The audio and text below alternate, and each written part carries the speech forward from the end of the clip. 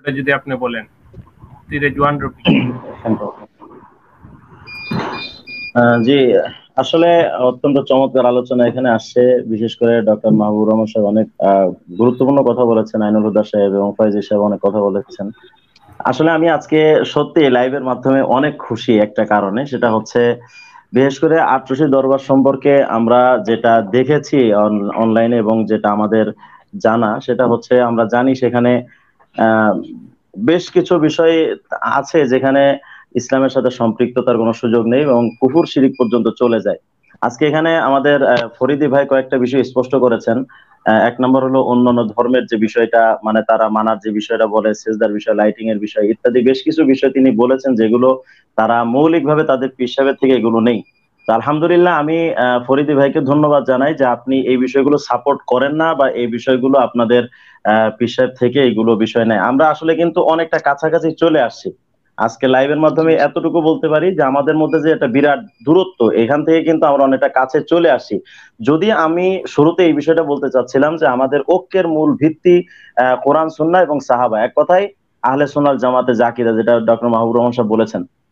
এই যে আকিদাকে যদি আমরা সামনে রেখে একটা নীতিমালা তৈরি করতাম যে আমরা সমস্ত মুসলমান ঐক্যবদ্ধ হব কোন নীতিমালার উপরে, এই নীতিমালা ফলো করে যদি সবাই এই নীতিমালাকে আমরা সাপোর্ট করে সামনে এগোতাম, আমাদের ঐক্যের রাস্তাটা খুব সহজ হয়ে যেত। এবং সেই বিষয়গুলোকে সামনে রেখে আহলে সুন্নাত জামাতের সত্যিকার অর্থে যে আকিদা, সেটা আমি যেমন মেনে নিয়েছি, মুস্তাফা ফয়েজী সাহেব হুজুরও তেমন মেনে নিয়েছেন বা নিবেন, আইনুল হুদা সাহেব মেনে নিবেন, মাহবুব রহমান সাহেব মেনে নিবেন এবং ফরিদি ভাইও মেনে নিবেন, এমনকি আপনি আজাদ ভাই মেনে নিবেন। যদি আমরা সেই নীতিমালা একটা তৈরি করে এটার আদলে সবাই একতাবদ্ধ হওয়ার একটা ফিকির করতাম, আমরা অনেকাংশে কিন্তু এগিয়ে যেতাম। আলহামদুলিল্লাহ, আজকের লাইভ থেকে আমার আসলে এতটুকু অনুভূতি যে আহ, বিশেষ করে শুধু একটা কারণে, আসলে আমাদের তো কোনো দূরত্ব নেই। যেমন ফরিদি ভাইয়ের সাথে আমার তো জীবনে কখনো দেখাও হয়নি বা কথা হয়নি, ওনার সাথে আমার দূরত্ব নেই, কিন্তু দূরত্ব হয় তখন যখন দেখি যে কোনো একটা দরবার যেখানে সেজদা চলে, লাইটিং চলে, ইত্যাদি ইত্যাদি চলে, সেটাই কোনো সাপোর্ট দিয়ে কথা বলেন, তখন আসলে আমাদের দূরত্বটা সৃষ্টি হয়ে যায়। কিন্তু এই বিষয়গুলো যখন আমরা বাদ দিয়ে দিব, অর্থাৎ কোনো কুফুরের জায়গা নেই, শিরিকের জায়গা নেই, বেদাতের কোনো সুযোগ নেই, এই বিষয়গুলো যখন আমরা স্বীকৃতি দিব, তখন কিন্তু আমাদের ঐক্যবদ্ধ হতে বিন্দু পরিমাণ বাঁধবে না। বিশেষ করে আজকে আমার এই মুহূর্তে মনে চাচ্ছিল যে বিশেষ করে অন্য ধর্মকে সাপোর্ট করা বা সেজদা দেওয়া, সেটা পীর সাহেবকে হোক বা কবরকে হোক, লাইটিং করা ইত্যাদি বিষয়কে অস্বীকার করেছেন বা ওইগুলোকে সাপোর্ট করেন না বলে যে বক্তব্য ফরিদি ভাই দিয়েছেন, কসম আল্লাহর, ওয়াল্লাহি বিল্লাহি তাল্লাহি, এখন উনি আমার সামনে থাকলে মনে করেন বুকে জড়িয়ে নিতাম।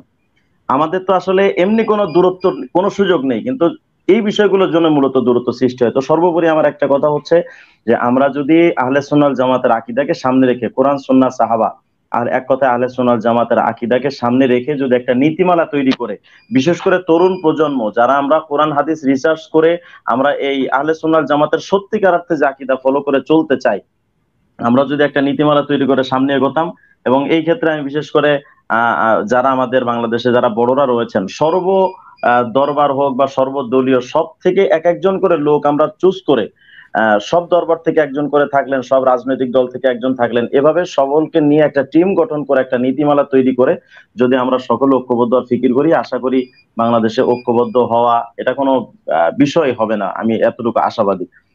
সর্বোপরি আমি বিশেষ করে এখানে যারা আছেন অনেকে আমার শ্রদ্ধেয়, আর বিশেষ করে ফরিদি ভাই আমার সম্ভবত সমবয়স্ক হবেন, আমি সকলকে মোবারকবাদ জানাচ্ছি। এবং বিশেষ করে গ্রাম বাংলা 24 টিভি সঞ্চালক যে ভাই আমাদের আজাদ ভাই, আপনাকেও ধন্যবাদ জানাচ্ছি। আশা করি আল্লাহ তাআলা আমাদের এক এক করে কোরআন সুন্নাহর বাহিরে যত কাজ আছে সব মিসমার করে দিব আমরা, এমন একটা ফিকির করে আমরা সকলে বক্তব্য দিব।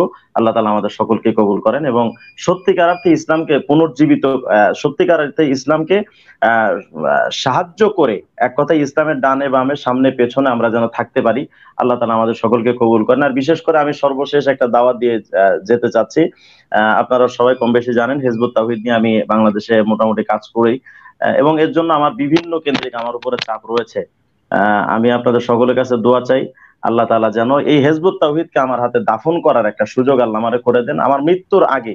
আমি কখনো মৃত্যু কামনা করি না, আমি শাহাদাত কামনা করি। আমি আশা করি একদিন আমি শহীদ হব, কিন্তু আমার শহীদ হওয়ার আগে অন্তত যেন হিজবুত তাওহীদকে বাংলার জমিনে দাফন করতে পারি।